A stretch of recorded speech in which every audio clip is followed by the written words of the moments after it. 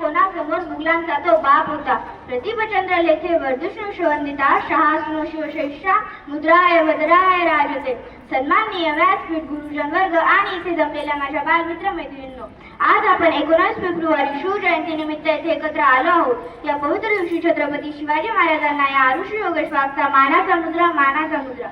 मित्रांनो, छत्रपती शिवाजी महाराजांचा जन्म 19 फेब्रुवारी 1630 रोजी शिवनेरी किल्ल्यावर झाला. त्यांच्या मातोश्री जिजामाता यांनी त्यांच्यावर उत्तम संस्कार केले. जिजामातांनी लहान शिवाजी महाराजांच्या मनात स्वराज्याचे स्वप्न रोवले. महाराजांच्या मनात एकच स्वप्न होते, ते म्हणजे स्वराज्याचे साम्राज्य निर्माण करणे. आणि स्वराज्य निर्माण करण्यासाठी महाराजांनी अनेक शूरवीर मावळ्यांना सोबतीला घेतले. महाराज हे शूर, बुद्धिमान आणि रयतेचे राजा होते. त्यांनी गनिमी कावा या युद्धनीतीने बलाढ्य शत्रूंना पराभूत केले. त्यांनी उभे केलेले स्वराज्य हे न्याय, स्वाभिमान आणि लोककल्याणावर आधारित होते. मित्रांनो, आज मी तुम्हाला स्वराज्यासाठी आपले प्राण अर्पण करणारे एका महान पण तुलनेत कमी, ज्याचा कुठे जास्त उल्लेख होत नाही, अशा शूरवीराबद्दल माहिती सांगणार आहे. त्या शूरवीराचं नाव म्हणजे शिवाकाशी.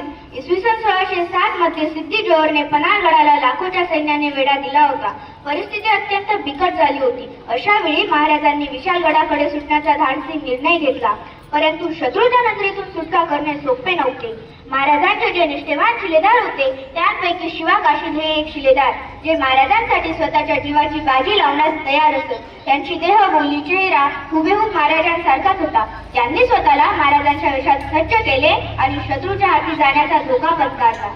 शत्रूंनी त्यांना शिवाजी महाराज म्हणून पकडले. पण जेव्हा सत्यसिद्धी जोहरच्या लक्षात आले, तेव्हा त्याने शिवाकाशी यांची गर्दन मारली व शिवाकाशी यांनी स्वराज्यासाठी झुसत आपले बलिदान दिले. शिवाकाशी त्यांचे बलिदान व्यर्थ गेले नाही. त्यांच्या बलिदानामुळे महाराज सुरक्षितपणे विशाळगडावर पोहोचले. पुढे जाऊन स्वराज्याची पताका अधिक जोमाने फडकली. म्हणून शिवाकाशी यांचे नाव इतिहासात सुवर्ण अक्षरांनी लिहिले गेले. विचार करा, स्वतःचा जीव जाणार आहे माहिती असतानाही कोण इतक्या धैर्याने पुढे येईल? ही केवळ निष्ठा नव्हती, तर स्वराज्यावरील अफाट प्रेम आणि महाराजांवरील अखंड विश्वास होता. शेवटी जाता जाता एवढेच म्हणेल, हजार असतील जन्म, लाख असतील जाती, हजार असतील जन्म, लाख असतील जाती, सर्वांना एकत्र गुंफणारा राजा शिवछत्रपती बोला छत्रपती शिवाजी महाराज की. धन्यवाद.